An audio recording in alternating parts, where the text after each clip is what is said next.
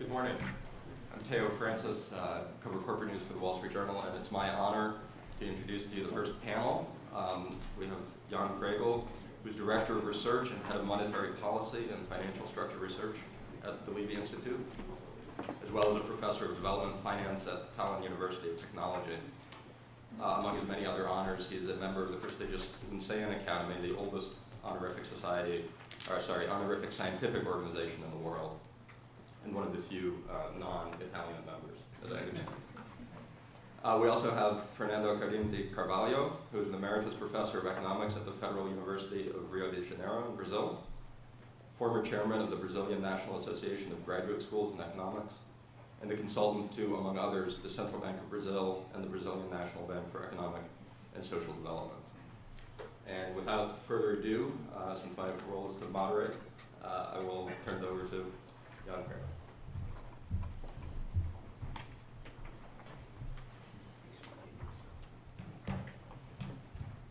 Okay, thank you very much. I have to start off by thanking Janeiro, because if you look at the title of the conference, you'll notice that we have to decide these things about 9 months to a year before we actually have them. And fortunately, if you've been following her statements in the last week or so, she has concentrated precisely on what we managed to pick as the theme of the conference. So we're extremely grateful to Ms. Hyman for having contributed in this way.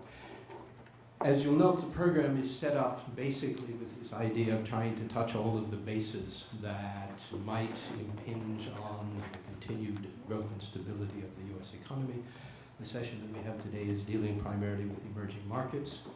I will give a slightly broader Minsky overview of what I think are the crucial factors in those markets. Fernando will give a more direct representation of what's going on in Brazil. Again, we have to thank the Brazilian politicians for not having resolved their problems before Fernando managed to speak, so that this will be increasingly better. No, I don't think they did.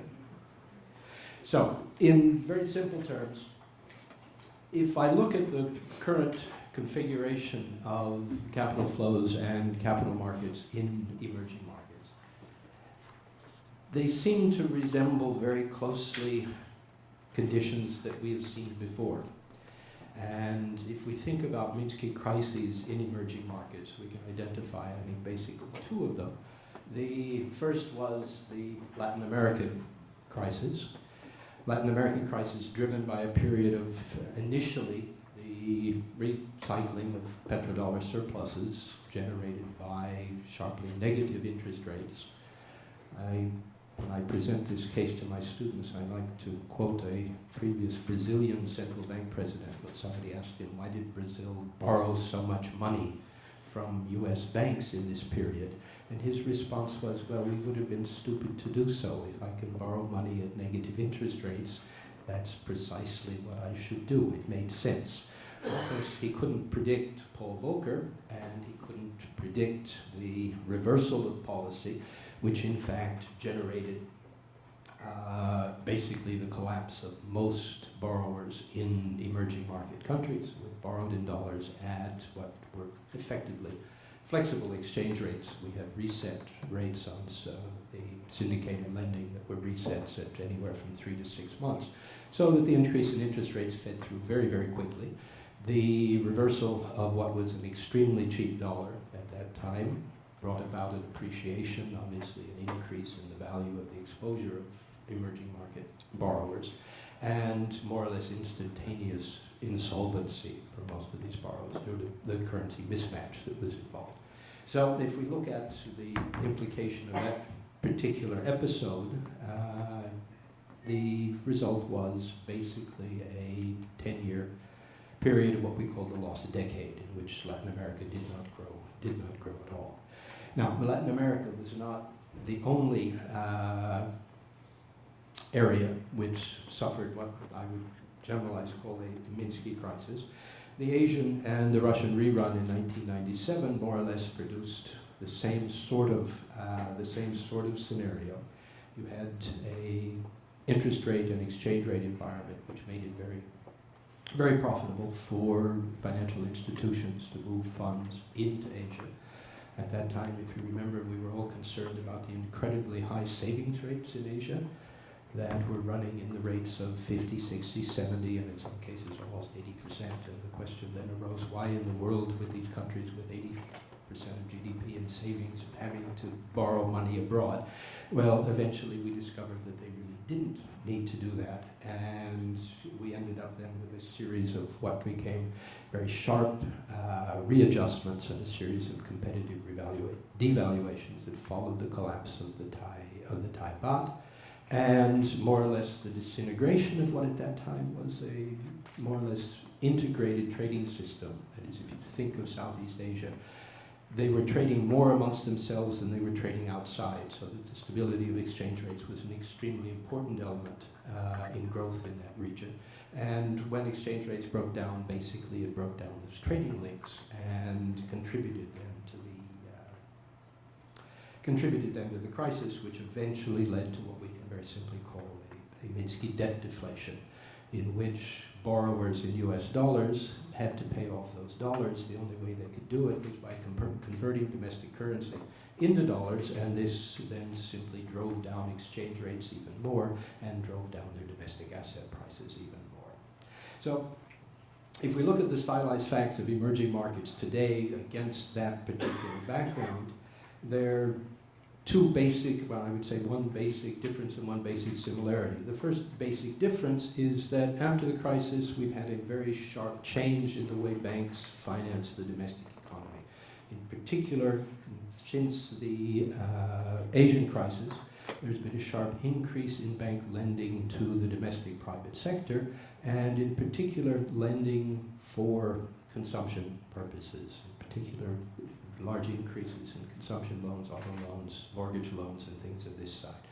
And obviously, as banks expand their portfolios in this area, on the back of what has been a very good growth performance in Latin America over the last decade and in Asia for the last decade, facing the coming global recession, the probability of sharply rising non-performing loans in the portfolios of these banks presents for us a possibility, or at least a distinct possibility, of financial difficulties across both of the regions. The second is, if we look at international lending, and we'll come to this a little bit more later, we think of this in terms of the zero interest rate policies or the negative interest rate policies. We're back to a period in which, just like the president of the Brazilian Central Bank, many people argue that if I can borrow at a negative real rate, why should I not do so? And we discover that increasingly this is happening. The interesting fact is that it is not happening amongst US banks, it's happening outside of the United States, and this we'll come to in a minute. So if we look at domestic credit conditions, basically my argument is the rising share of bank lending to households for consumption and housing in Latin America and Asia. And we'll go through some very quick graphical representations. Domestic credit to private sector, this is Latin America. The top one turns out on the top is Chile, then after that is Brazil and Colombia, and we work our way down to Peru and Mexico. If we look at Asia, we have this very sharp increase. You'll note the initial date starts from before the financial crisis in Asia, and these very sharp increases that occurred afterwards, and this is part of the response of these countries to the crisis, which was a very sharp increase in their positive external accounts, but also this very sharp increase in bank lending to households in order to support demand.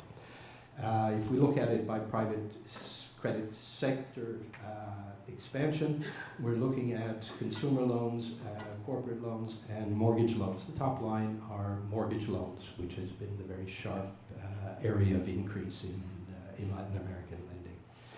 Again, if we look at credit to the private sector, households and corporates, another one taking mortgage and other consumer loans relative to corporate loans, and this is the other side of the story, is that basically banks no longer in Latin America and much of Asia no longer lend to the productive sector. They're lending primarily to the consumption sector, which is why the global slowdown will have a much bigger impact, we believe, this time around. Just to give some idea of particular economies, this is household debt in China as a percent of GDP. The last data is from 2015. The first data is 2006, and here you can see this very rapid increase in household borrowing in China. Korea is probably the ideal or classic case. The Korean government used a policy of credit expansion to households in order to drive expansion after the crisis. And here we have India, which probably nobody expected to see in this chart, but we also have this very sharp increase in consumer lending in India. So the bottom line is that in terms of the credit structure, the domestic credit structure in emerging markets, there's this very strong shift towards household lending, shift towards mortgage and consumption lending, and the possibility of very sharp responses in terms of non-performing loans as the global crisis expands. We look at international credit conditions, just in quick summary. As I've already mentioned, U.S. banks have been largely absent from this procedure, but there has been a very large increase in capital inflows into emerging market countries, and this has raised something of a conundrum. When I travel in countries in Latin America, I often hear the charge that the Federal Reserve is creating money, and this money is going straight from the balance sheet of the Federal Reserve into lending to Brazil, Argentina not so much in the beginning, but other Latin American countries. And sort of the idea is that we have the Federal Reserve as the culprit, or the Federal Reserve creation of reserves to U.S. banks, and the U.S. banks have then become the culprit. Well, obviously, yes, this has happened, but if you follow the basic principle that Dennis Robertson set out, and that is all the money that is anywhere must be somewhere, we know that the Fed's activities have primarily impacted on the excess reserves that are held by U.S. banks on the Federal Reserve balance sheets. So this raises something of a conundrum, because if the excess reserves are still on the Fed's balance sheet, then how in the world has this managed to create any sort of impact on emerging markets? So if you attempt to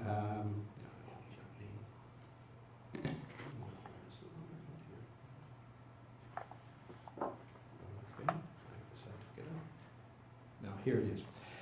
If you attempt to assess the impact of the Fed's balance sheet, changes in the Fed's balance sheet on the domestic bank's balance sheet, basically what this chart does is to look at the expansion in the yearly change in the expansion of the Fed's balance sheet and subtract from it the change in banks' excess reserves. And you'll notice that this tracks basically around the zero line, which says that more or less everything that the Fed created in terms of increased assets ended up as liabilities to the private banks, and they're holding those assets on their balance sheet. So the problem is that it's very difficult to argue that there was this flood of money which came from the United States, because we also know that if we look at commercial banks' balance sheets, the asset side did not increase, it was decreasing as banks were deleveraging. So it's very difficult to argue that somehow or other the Federal Reserve's policies of increasing the asset size of the balance sheet were the cause of the flows into emerging markets, and therefore the impact on exchange rates that we saw in countries like Brazil.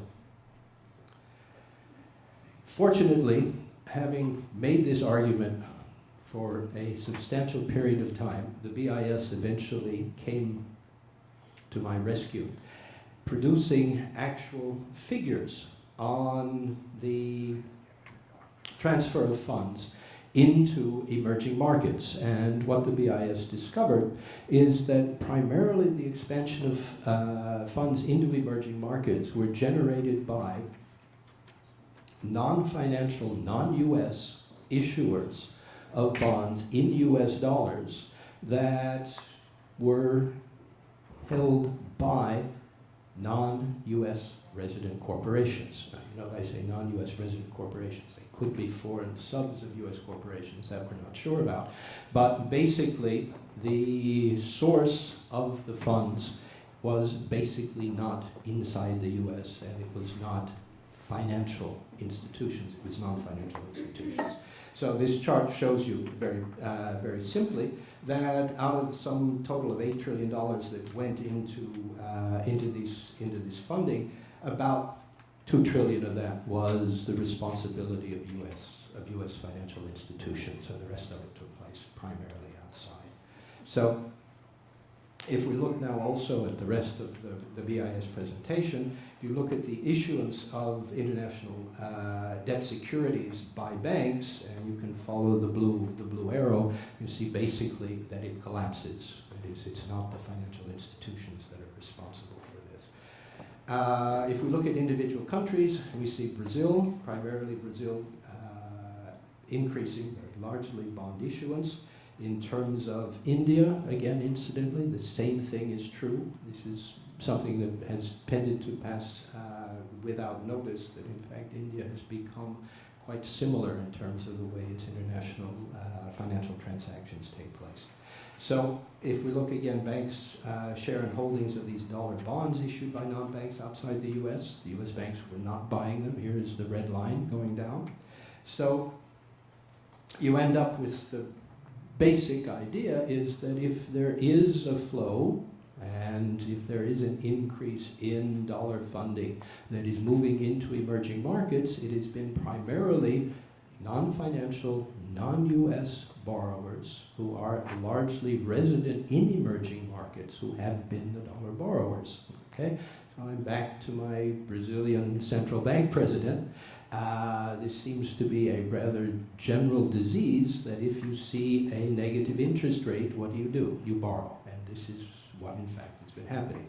Now, the rest of the story is that, so let's skip this very quickly, that the BIS has done an additional study, which is even more interesting, and that is to trace down the bond issuance by corporation, and to look at the corporation's balance sheets and ask the question, obviously these corporations are issuing dollar-denominated liabilities, what sort of assets are they acquiring? Have they been borrowing this money in order to invest in productive plant and equipment? And the answer is, anybody guess? No. Okay. What are they doing with the money? Well, they're borrowing at US dollar interest rates and they are investing it in Brazil. Primarily, their argument is that these funds have been used as the source of the carry trades that have been the basis of the sharp increase in exchange rates and the sharp increase in inflows into the basic emerging market countries. So if we accept that particular argument, my sort of bottom line on this is the question, is this 82-97 all over again? If Mrs. Yellen decides to move dramatically in order to increase interest rates, and we've already seen what Mr. Volcker had done in increasing interest rates, there is the distinct possibility, given the fact that many of these emerging markets are now already in extremely stressed political conditions, that we generate a major financial collapse. Now, the interesting point in all of this is that if you look at the bottom line, is that the US banks this time are off the hook. Okay, you remember Mr. Volcker, when he dealt with the Latin American debt crisis, had the insolvency of the major US financial institutions to deal with. This time around, the US banks apparently are not on the hook. They are not exposed. Who is exposed? The people who are exposed are, again, the non-financial, non-US resident dollar borrowers. Now, they have one benefit, and that benefit is to the extent that these are fixed interest obligations, they will not be subject to the very rapid pass-through of interest rates as they occur, but they will be subject to the very sharp reversals in exchange rates. And presumably, if these bonds have to be sold in the market, we may end up with a very, very substantial collapse in low quality, we'll call it that way, low quality bond markets outside the United States. Now, if you remember, the Asian crisis produced what was, up until that time, the largest collapse in international bond and equity values that we had experienced. So the question is it possible that this will happen again? Now, just to put some icing on the cake, if we look at the performance of emerging market bond and currencies over the most recent period, what do we see? Despite the fact that investors should be identifying increasing fragility and increasing potential for collapse in these markets have been recovering dramatically, and this means that we have higher and higher exposures to these markets in addition to those that have come from the non-financial, non-US resident borrowers. So this gives us the potential, as I said, what we're trying to do here is to identify those factors that Minsky would have called increased financial fragility in the economic system, and as we know, increasing financial fragility becomes increasingly subject to any sort of reversal or any sort of change in the expectations of investors, as is certainly likely when the Federal Reserve decides to move to a more normal policy. Thank you.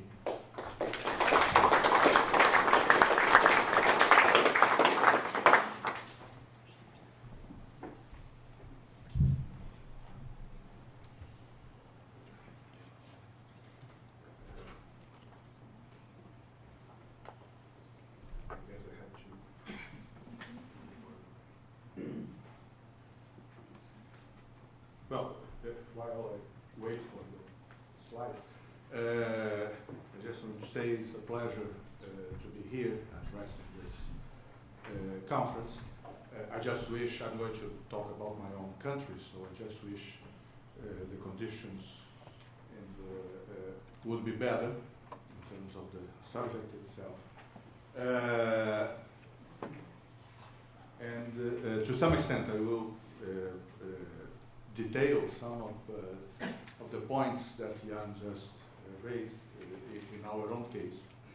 But as probably most of you or all of you know, because has received some press coverage, the country is going through a very serious and very deep crisis at this moment. Just to give an idea, if we take the results for 2015 and the projections for 2016, the expectations at this point, because they deteriorate practically continuously, is of a combined fall of 8% in GDP. At this point last year it was a fall of 3.5, 3.6. For this year is expected a little over 4%, but it's still depending on developments, especially in terms of the political situation. Unemployment began rising by the end of 2015. It was kept reasonably low during most of the past year, but now they are feeling the impact of the contraction in output. We have an annual inflation rate at this point of a little under 10%. At the turn of the year, it was actually a little above this mark, but at this point, again, the recession is helping to reduce the prices, especially in the more competitive sectors of the economy. We have about a budget deficit that is about 10% of GDP. The ratio between public debt and GDP is at 68%, which is not in itself a high number, but the question that people are scared in Brazil is that it's rising very quickly. Our interest rates that are usually seen as a very peculiar result in the case of the Brazilian economy is currently 14% a year. Is the overnight rate, is the policy rate, is the equivalent of the federal funds rate. So there is, this is the basis on which everything else, every other interest rate is calculated. We had a movement that was scary at the beginning, but nowadays has been showing some different behavior, which was we had a 50% rise in the exchange rate during 2015. Nowadays, we have another wave of the appreciation of the local currency, which is the real, mostly because of market expectations about the probability of removal of the current president. So there is the financial markets in Brazil are making a very heavy bet that the president will not survive the impeachment procedures and other results. So they have been building positions in the real. So after reaching about 4 reals per dollar, now it's about 3.60 reals. We have a growing concern with the solvency of households because it was government policy actually after the 2008 crisis to stimulate consumption demand by increasing credit. You do have almost a historical trend for firms, especially the largest firms, to issue debt in dollars because domestic currency interest rates are very high, so they have been pushing for years. When the exchange rate becomes volatile, you threat the solvency of these companies. And besides all that, the thing that has attracted more attention perhaps, since the end of 2014, we have been going through this major corruption scandal that began with the investigation of some deals by the oil company, the state oil company, Petrobras, which is the largest company in the country and used to be responsible for about 10% of total investment in the economy, but at this point is practically standing still because of lawsuits and actually jailing for directors and the threat with their replacement. So this is, as I'm going to suggest, perhaps the wild card for the near future, because there is this threat that the whole political leadership in the country may end up in jail, actually, in the short term, which is an unsettling situation, to say the least. We do have, again, you may have read in the papers, yesterday, the committee in Congress that was examining the request for impeachment approved this, so it's going to go to a general vote in the chamber. If the impeachment is approved, the president will be removed for 60 days while they actually set up the judgment of the president for responsibility crimes. And there is one very, perhaps the only silver lining we have at this point, which is something that is perhaps the first time in modern times, is that this is the first crisis that has nothing to do with balance of payments. All of our past crises were generated by, well, the debt crisis, an increase in world interest rates, or some kind of collapse. Actually, the balance of payments has been the only sector of the economy that is actually sustaining some kind of demand. And of course, we cannot blame troikas or the IMF. This, again, for the first time, is an entirely domestically generated crisis, which makes the situation somehow more difficult because we have to solve actually some dilemmas that were generated by the Brazilian society, has been actually being created for quite some time. I'm not going to get into details of the political crisis itself. This is usually the papers. In any case, Monday last week, the New York Times made this full-page report on the political side of it. It's a very good article. Whoever is curious about it, it's a nice introduction. My point is the economic crisis where we are, and how did we get to such a mess? Probably most of you remember that until 3-4 years ago, there was still this view that emerging countries would be the salvation of the Western capitalism, and the BRICS, which curiously was created by a Goldman Sachs executive, but became a political group. Actually, Brazil and India and China and Russia and later South Africa, they actually created a group. They created a bank. I think it was the first international entity created by Goldman Sachs, even though it was an indirect contribution to our institutional progress. So it's almost, it sounds as if it was an eternity ago when people were discussing how those emerging countries, and particularly this group of 4, South Africa was considered a weak link in the BRICS group. How did we end up in this kind of situation? So, as I said, I will not discuss the political situation except where it's unavoidable. But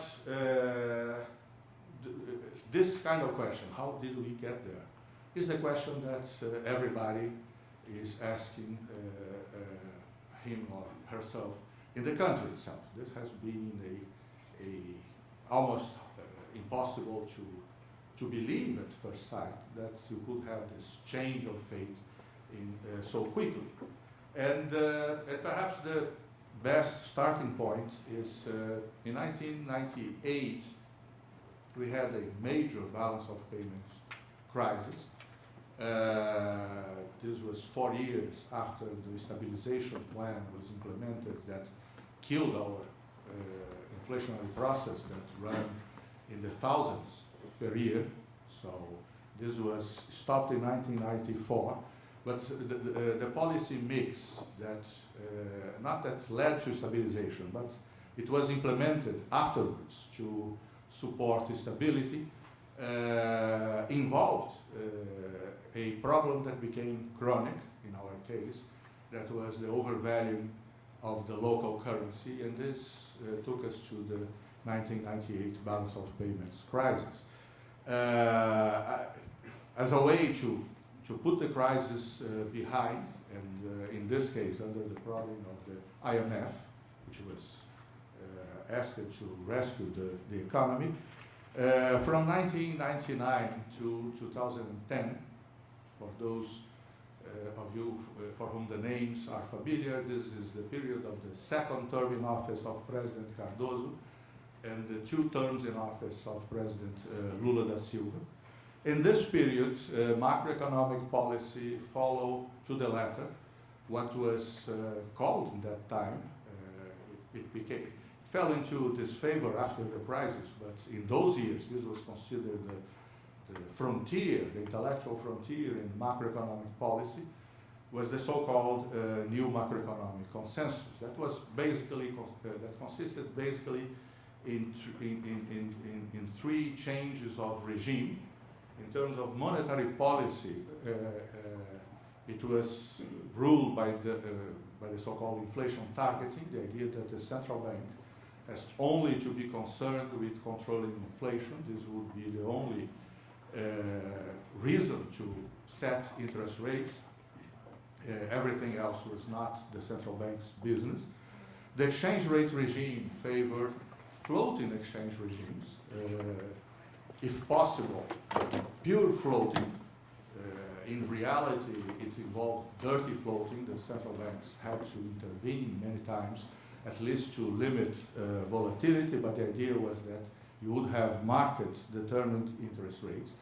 And the fiscal policy regime would be dominated by the idea that the role of government is to balance their budgets. In other words, the role of government is not to disturb markets in any sense, and with a view of reducing public debt and reducing the vulnerability of government to financing problems. The result of this, I'm of course simplifying because of time and so on, but the result of this period is, first of all, we had permanently high interest rates. We used to be, and I think we still are again, sometimes another country puts his head outside, but Brazil has consistently been among the countries with the highest interest rates. And really, but as a trend, oh, okay, wait. Yeah, but not always. We have been like that since 1990, actually since 1994, when the stabilization, this was a central pillar of the stabilization process. The idea that if you overvalue your currency, you buy cheap imports, and this will pressure local producers not to raise prices. So this is intrinsic to the strategy. It was not a mistake. This was precisely what was attempted, the idea of cheapening imports to contain domestic pressures. So interest rates have been high for all this period. The result is what Jan just described, because of carry trade and so on. This goes far back. We have had, as a trend, an overvalued currency, sometimes wildly overvalued, with short interruptions, mostly connected to some political turbulence and so on. But then it would go back to this, to overvalued levels. Growth was very low and volatile. There is this view that in 2010 Brazil reached the Chinese rates of growth. We have to be very careful because, first of all, it was the low Chinese rate. It was not the Chinese rates were 12, 13. We had 7.5, and it was just in 1 year that followed the recession last year. So part of this was recovery, but this was not a trend. Actually, we went to 7.5, and then we went back to significantly lower rates than that.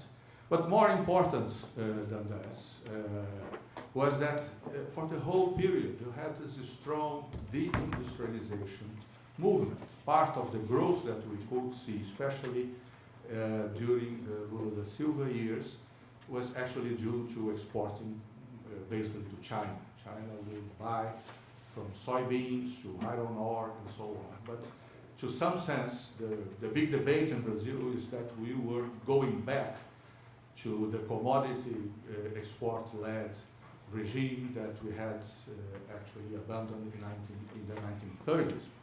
So, but then China reoriented its growth model, and in any case we lost this. But the manufacturing sector was actually shrinking practically during the whole period.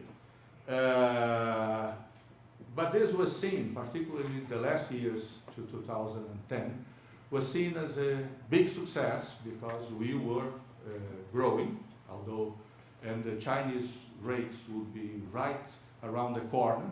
We had, after all, we had those rates in 2010, so it was just a question of gradually getting there and maintaining this. This is what most people believed.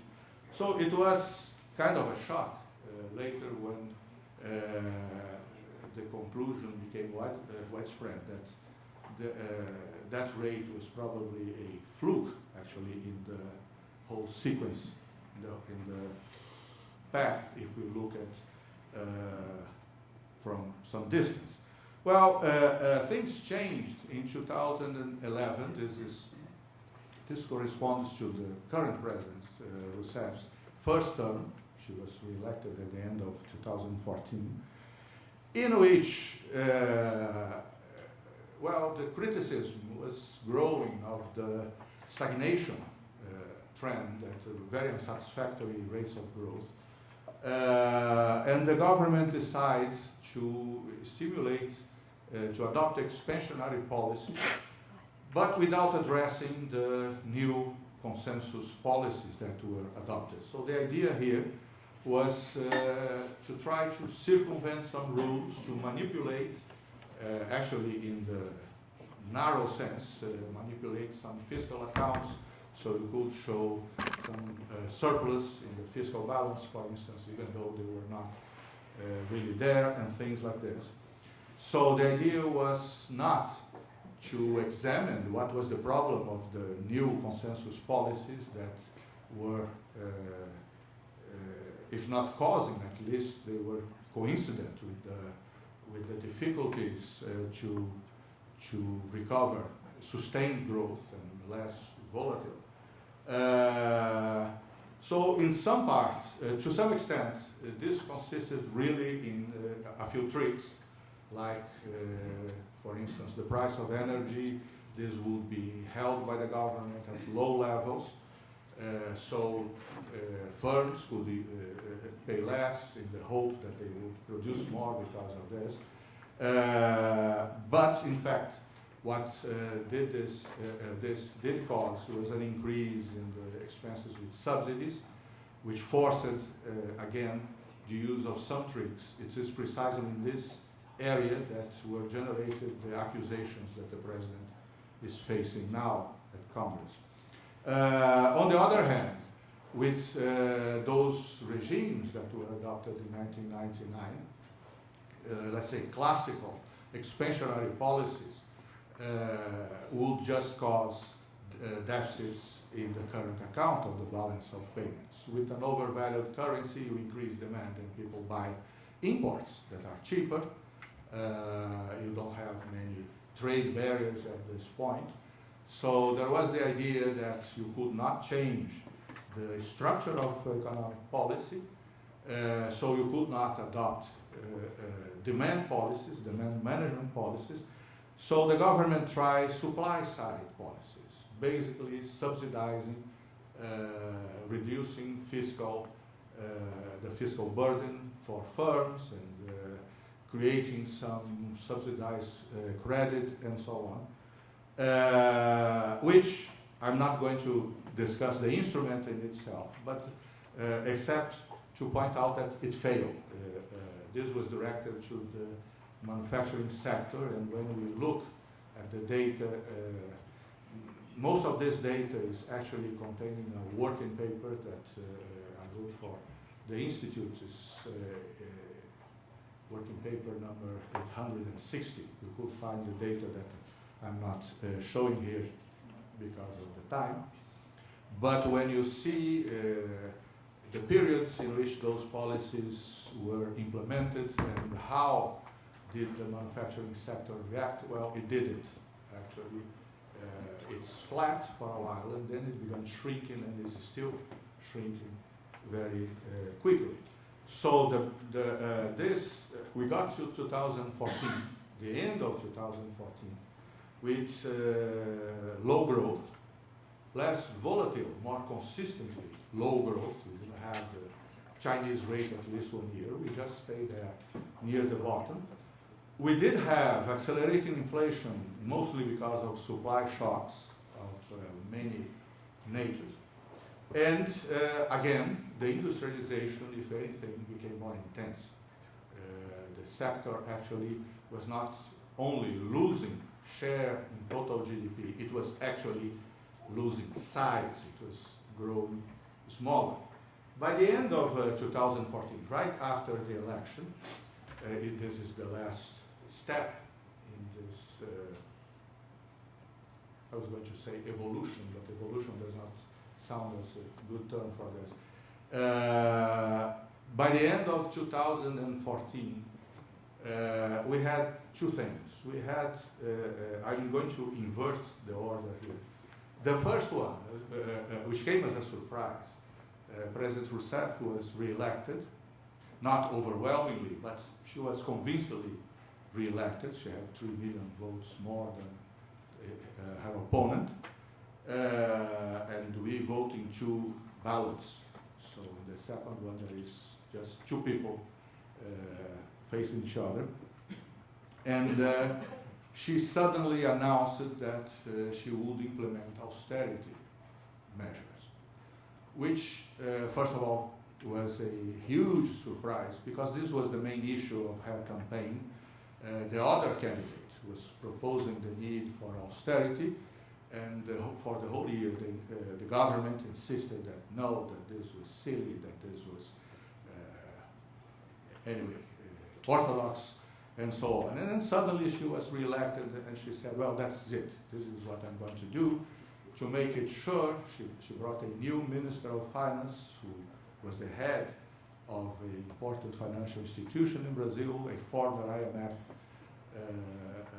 officer, and known, actually, very well known to the country as a very tough austerity. And actually, this is what he did, perhaps led a little by publicity. He was presented as a strong man and as the frugal man. So he just said, well, that's it. He didn't say all the preceding years were a mistake. The president didn't allow it, but he clearly suggested that that was it, that they would cut all those policies, that they would reverse, actually, all those policies. So he was considered a strong man, and this had a very significant impact on expectations in the economy. This is what the government is going to do, and this guy is strong. Although actually his actual impact was not very significant. After 2 months in office, the Minister of Finance sent his set of measures to Congress, and Congress just ignored it. And why did this? Well, because after this reversal of position by President Rousseff, she lost completely her political basis. It's a peculiarity of our situation that the president herself, in this case, is in political terms, she was created by President Lula da Silva. He vouched for her, so she doesn't not have any personal leadership.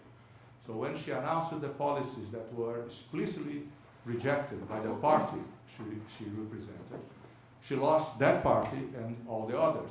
So when 2015 began and she initiated her second term, she didn't have any votes in Congress. So the strong man, there is no strong minister if you don't have a strong president. So nobody was afraid of what the government could do.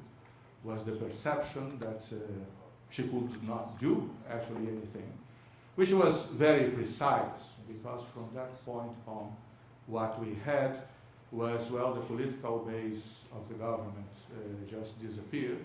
At this point, they are counting vote by vote to see next Sunday the impeachment will be voted in Congress, and eventually the removal, temporary removal of the president.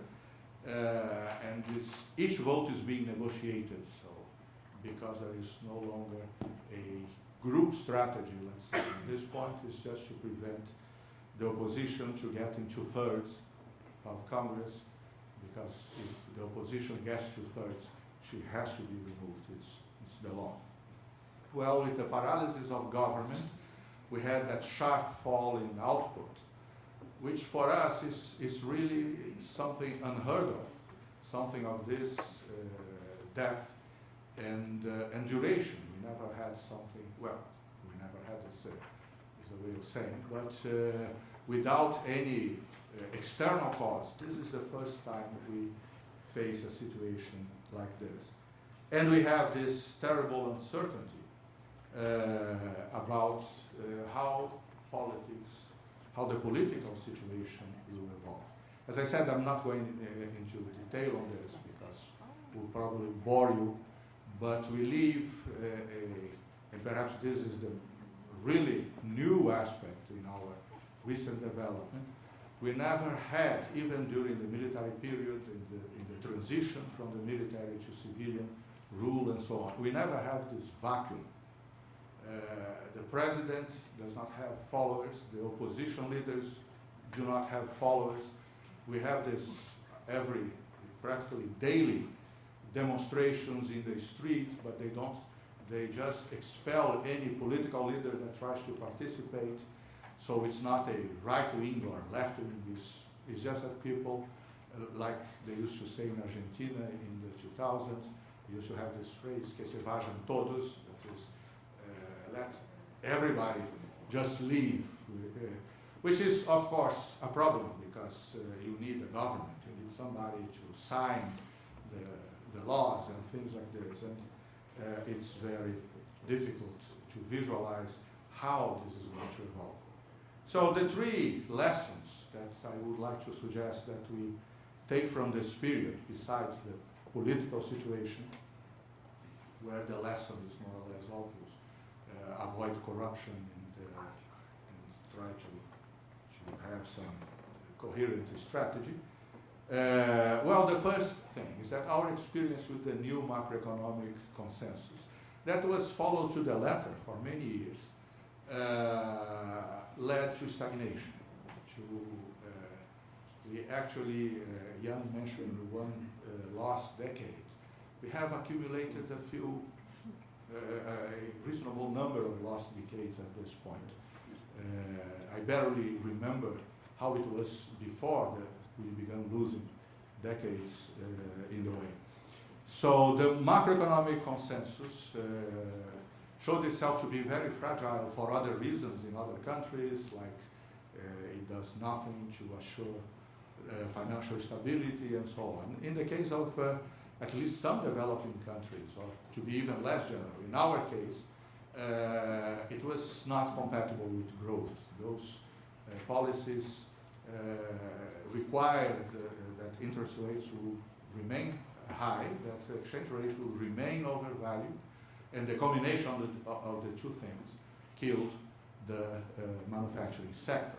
So the second is that if you are dissatisfied with the macroeconomic consensus, it's useless to tinker with the system and try to do some tricks and try to do something while nobody's looking and so on, because in the end it doesn't work and everybody realizes that you are just tinkering. This is more or less what the supply side policies of President Rousseff achieved, the crisis where we are. And finally, which is obvious, I put here just because it would be silly to ignore, is that there is no economic policy that can work if you don't have a clear strategic vision with the political leadership.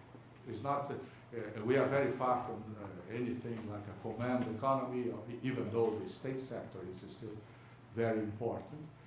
But when you think that you can run a country of our size and so on, just by tinkering, just by doing small tricks, this is where we get. In the end, we don't get anything.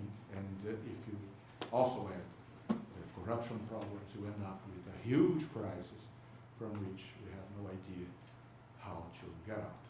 Thank you.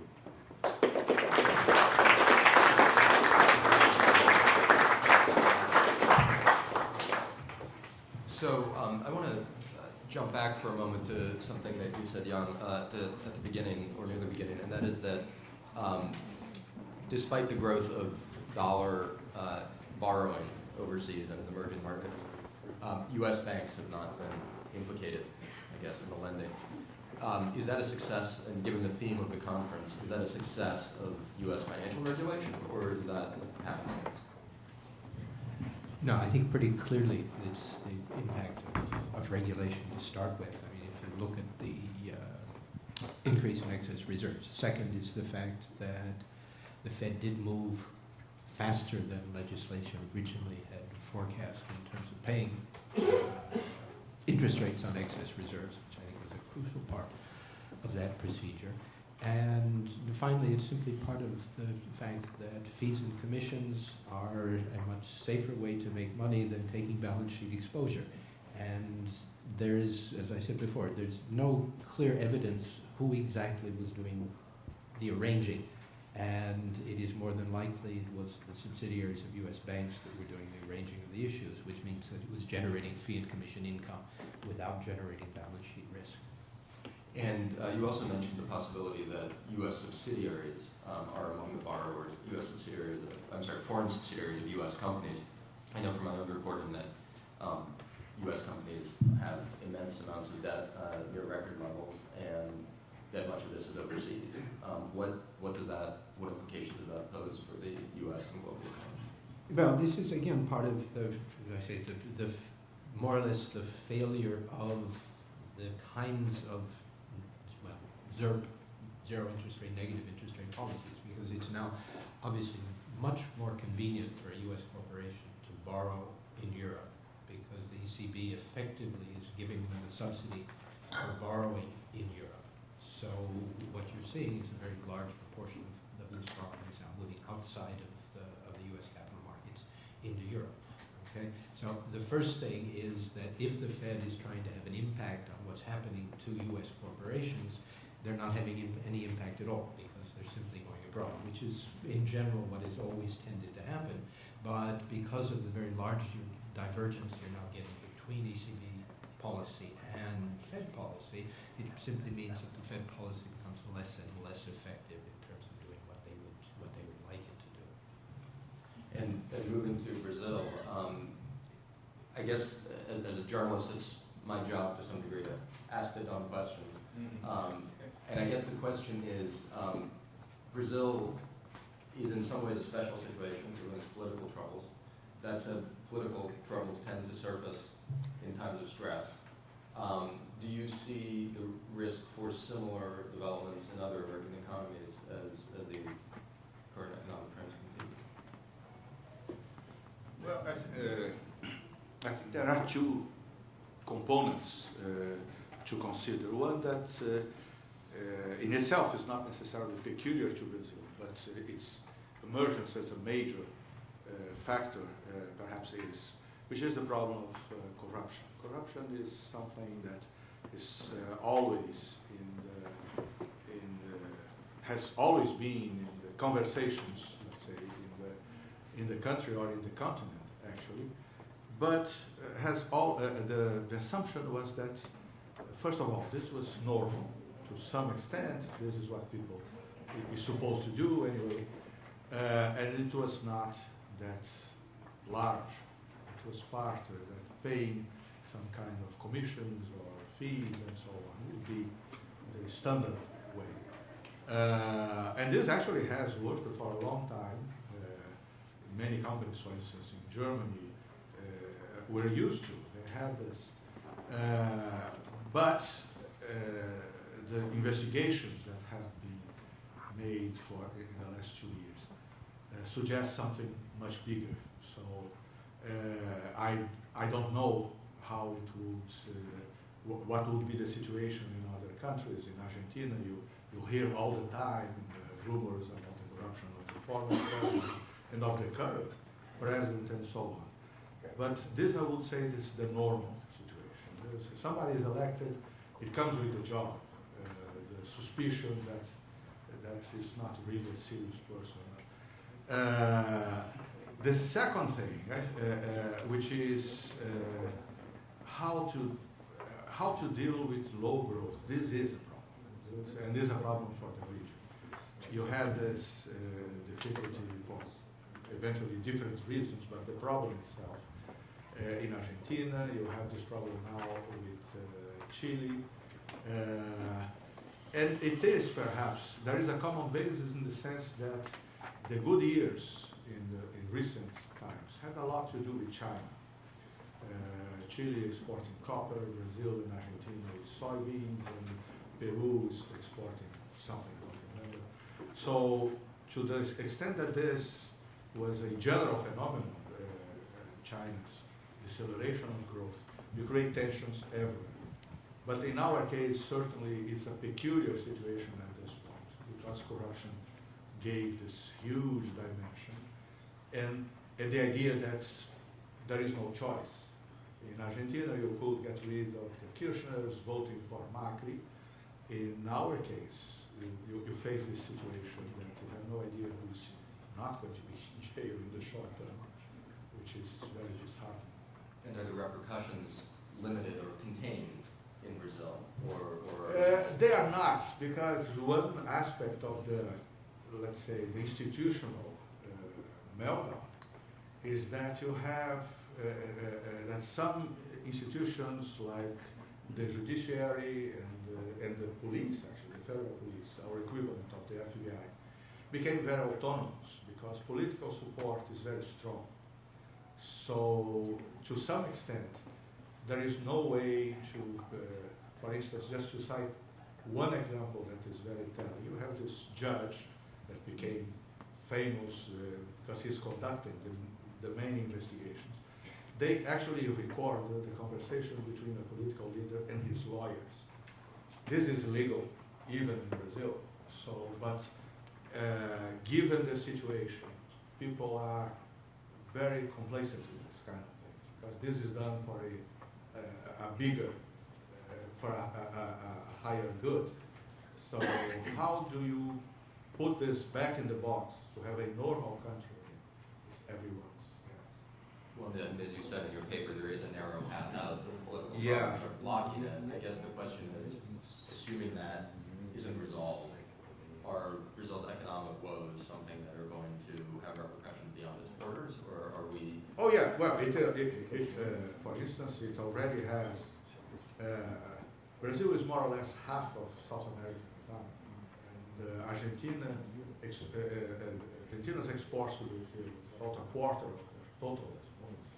The president himself, President Macri, already complained that many of his policies could be working, but they are feeling the impact of the crisis. So it has a potential to get worse, particularly because, let's say, the normal solution would be the succession of the president. Is still 2.5 years away, 2019. So how can you survive such a long period without a functioning government, without actually laws being followed? Is I must admit I have no idea. The fear is that you may go down to violent conflict. Would be the worst scenario, but they're not that far. I want to open it up to questions from the audience. Please wait for a microphone.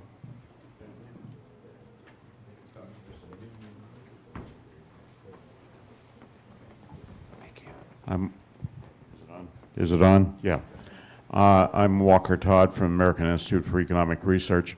Following up on that last set of questions and comments, well, in the past, I seem to recall a turbulent time that was similar in 1962 to 64, and what happened next?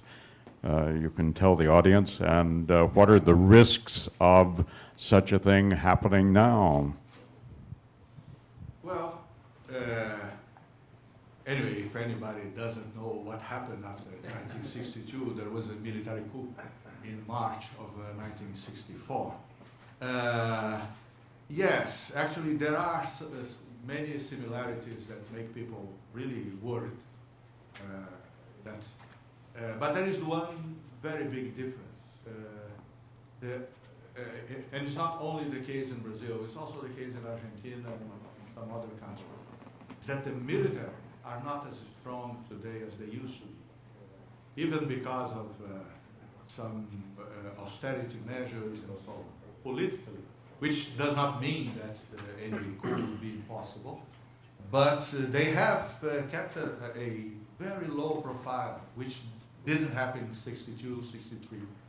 And one reason for that is very different in our case, is that so far the crisis did not touch discipline in the armed forces, because this was the immediate factor in their mobilization in the 60s. And so far, commanders command. So they don't actually feel that their lot is being threatened. So in those years you had the right to vote, for instance, that was denied to soldiers and so on.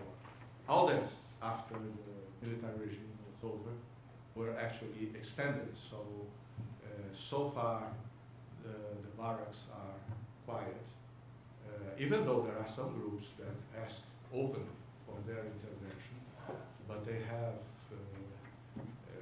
I don't know what they talk to themselves in private, but they have refrained from any attempt to influence the situation. We have about 5 more minutes. I do want to make one announcement, which is that there will not be a break between this session and the next one. Not my doing, but I was told to warn everybody. Go ahead, you're It's my understanding that the vice president of Brazil would be the natural successor if the impeachment, and I also feel he's under investigation as well, is he not? Yeah, well, literally everybody is under investigation. It's really, all the line of succession is under investigation. If it's not the vice president who takes over, will be the president of the chamber, which is about to be removed. The prosecutor has 158 years in jail for him. So, which in Brazil is just talk, because you cannot be jailed for more than 30 anyway. And then the president of the Senate is also under investigation. So after that, I have no idea who. Well, I was going to suggest we have an excess of politicians we'd be glad to export to Brazil. Well, in other times, it would be attractive. Negative interest rate. At least some of them, I hope that they remain here. Make good use of it. We don't share your hopes, sir. Well, but our situation is worse. But just your first question, yes. If there's an impeachment, the vice president takes over. But there is a parallel process of annulment of the elections because of use of campaign financing. In this case, both of them would be removed. And if this is done in the first half of the term, that is until December, there would be new elections. If this is done next year, for instance, the second half would be an indirect election in Congress, which is also a problem. You have 200. Lula would come back, or What? would there be any chance of Lula coming back? He leads the polls, but with a low number, it's 21%. And since we have 2 ballots, you may lead the first ballot and then everybody else gang up on him. So it's very uncertain. But he's there. He's the strongest candidate. Morning, Joe Bench. I have a question for Mr. Fernando.